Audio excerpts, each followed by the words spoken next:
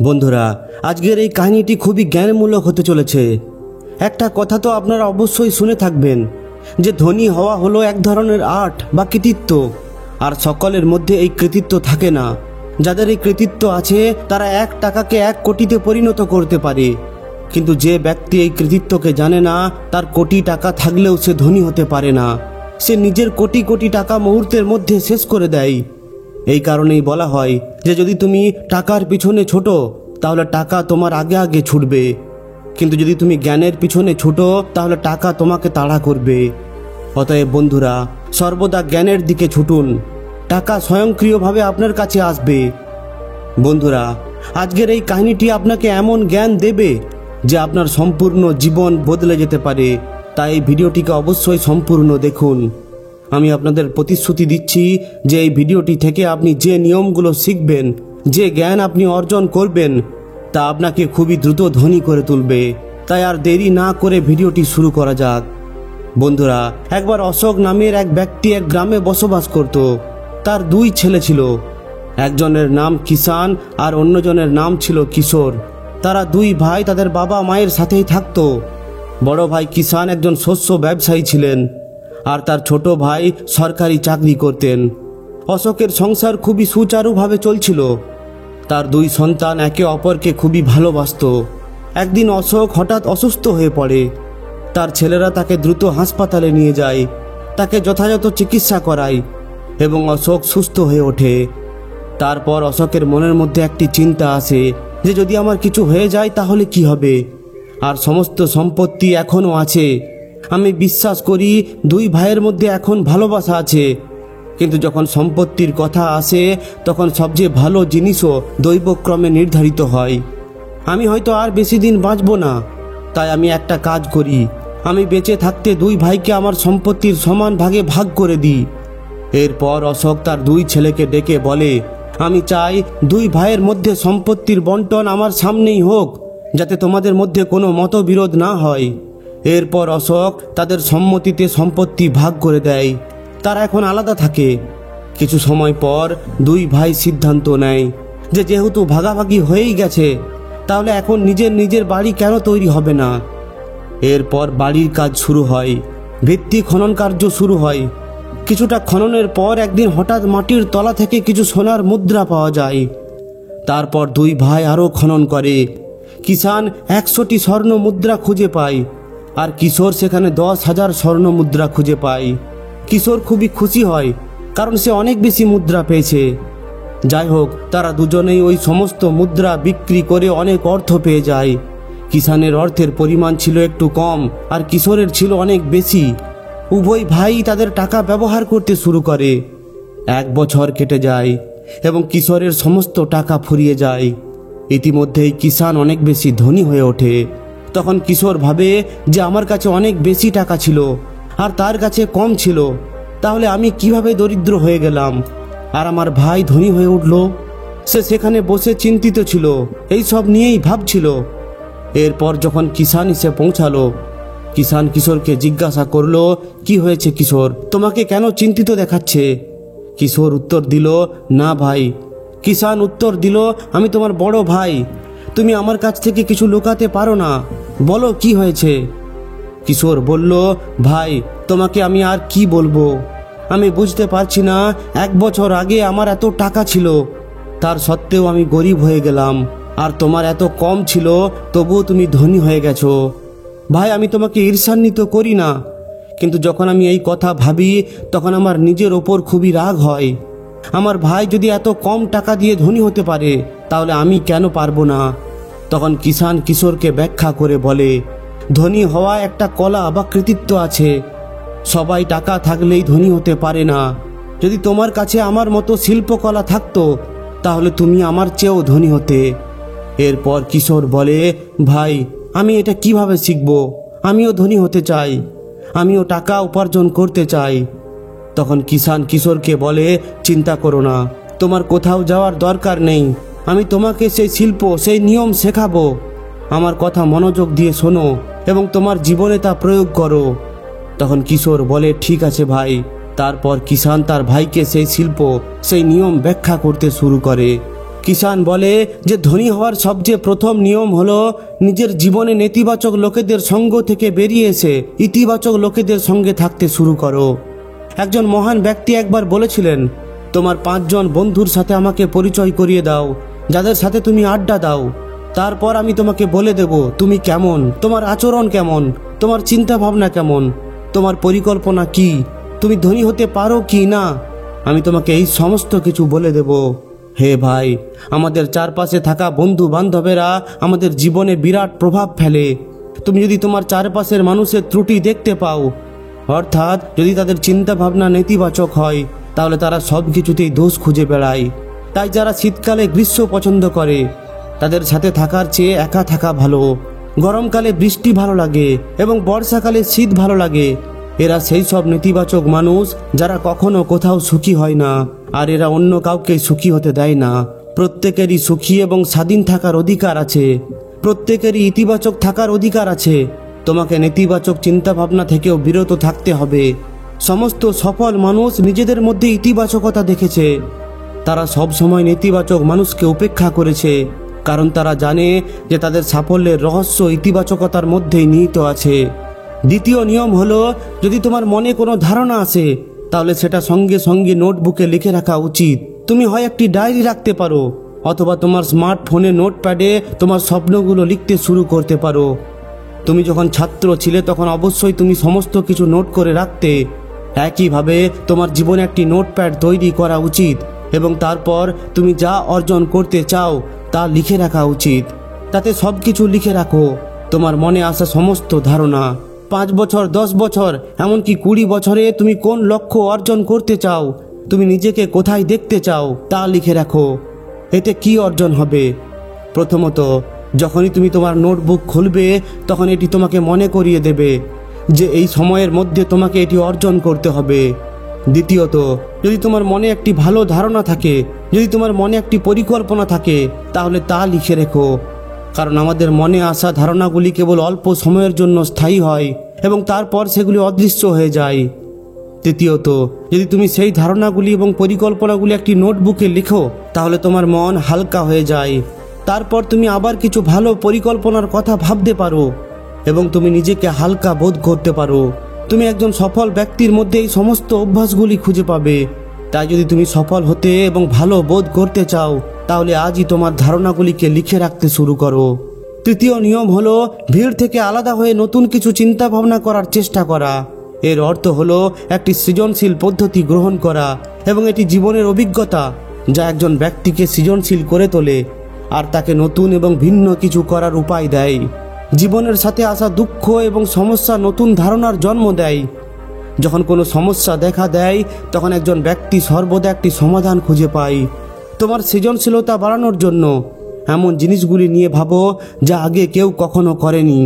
এটি করার জন্য যতটা সম্ভব চেষ্টা করো এবং নতুন জায়গায় যাও, নতুন মানুষের সঙ্গে কথা বলো এবং নতুন কিছু চেষ্টা করো। অন্য কারোর কাজ দেখে তুমি নিজের কাজ শুরু করবে না, বরং নিজের মধ্যে নতুন ধারণা নিয়ে এসো এবং সেটার উপর কাজ করো। যদি তুমি এটা করো তাহলে একদিন এই দুনিয়া তোমাকে অভিবাদন জানাবে। চতুর্থ নিয়ম হলো, সঠিক লক্ষ্যে মনকে কেন্দ্রীভূত করতে শেখো।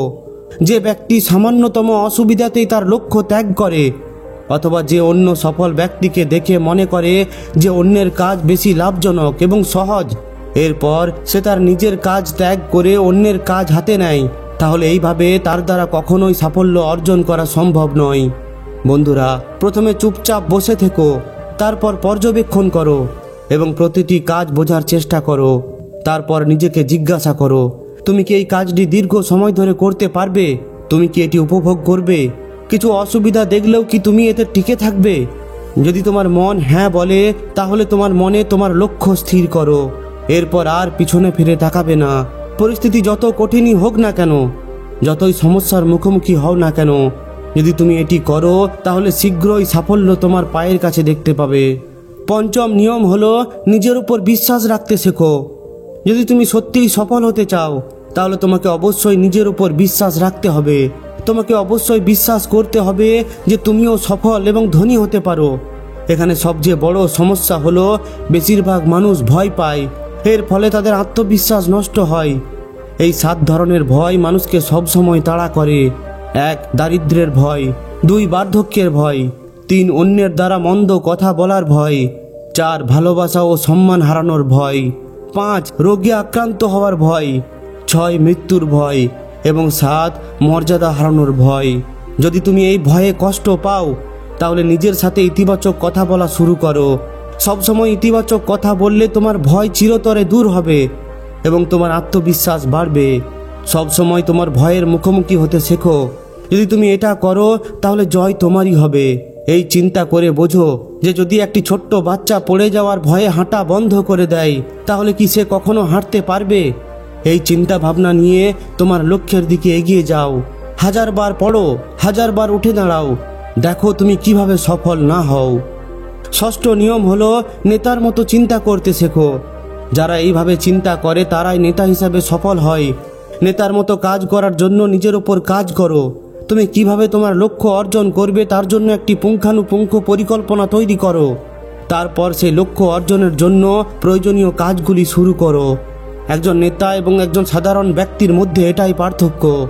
একজন সাধারণ মানুষ 2 বা 3টি ব্যর্থতার পরে তার জ্ঞান হারিয়ে ফেলে, কিন্তু একজন নেতা যতবারই ব্যর্থ হোক না কেন কখনো হাল ছাড়েন না।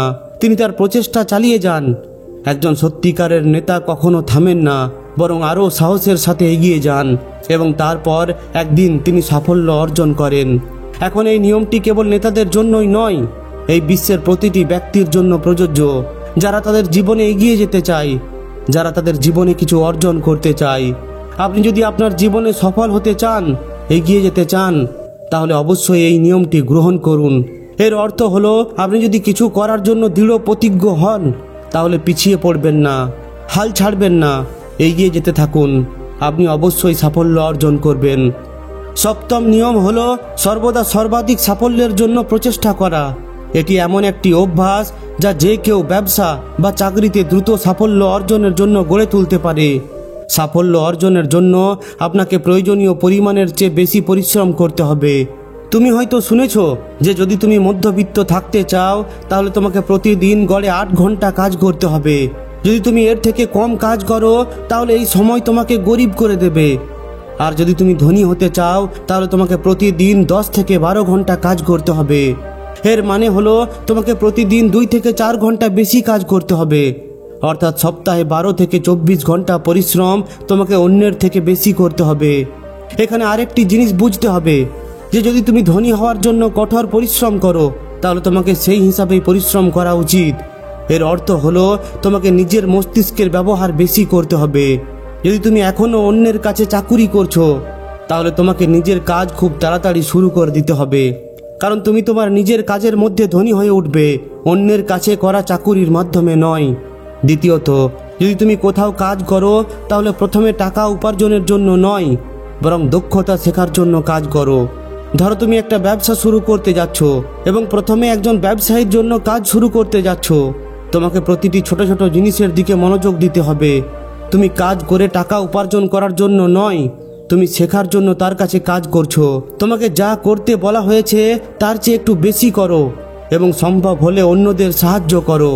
এইভাবে লোকেরা তোমাকে পছন্দ করতে শুরু করবে এবং তুমি ভিড় থেকে আলাদা হয়ে উঠবে। এরপর শীঘ্রই সেই ব্যবসার লোকেরা তোমার সাথে যোগাযোগ করবে এবং তুমি সত্যিকারের অর্থে সফল হয়ে ওঠার জন্য প্রয়োজনীয় ব্যবসায়িক দক্ষতা শিখে উঠবে। মনে রাখবে, যারা কঠোর পরিশ্রম করে তারা সবসময় আনন্দে এবং হাসি খুশিতে থাকে। এই ধরনের লোকেরা দ্রুত তাদের লক্ষ্য অর্জনে সফল হয়। 8ম নিয়ম হলো অর্থ উপার্জন, সঞ্চয় এবং বিনিয়োগ খুবই ভালো অভ্যাস। কখনো অর্থ অপচয় করো না, না হলে তুমি কখনোই ধনী হয়ে উঠবে না। তোমার ঘরের চারপাশে একবার তাকিয়ে দেখো যে তুমি কত জিনিস কিনেছো যেগুলো ধুলায় জমে আছে। তোমার আলমারি খুলে দেখো, কেনার পর মাত্র 2 থেকে 4 বার কতগুলো কাপড় পরেছো, তারপর সেগুলো শুধু পড়ে আছে। তাহলে এই সব জিনিসগুলোকে অপচয় হিসাবে বিবেচনা করা হয়। এখন একটা জিনিস মনে আসে, আমরা কিভাবে এই অভ্যাস ভাঙতে পারি। আসুন এটা বোঝার চেষ্টা করি। দেখো, যদি তোমার মনে হয় তোমাকে এটা কিনতে হবে, তাহলে তুমি নিজেকে বলো যে এই জিনিসটি তো আমি কিনবো, কিন্তু এটা আমি 10 দিন পর কিনবো। এরপর তুমি দেখতে পাবে অপ্রয়োজনীয় যে জিনিসগুলি কেনা তোমার সিদ্ধান্ত ছিল, সেগুলো 10 দিন পরে সম্পূর্ণ বদলে যাবে।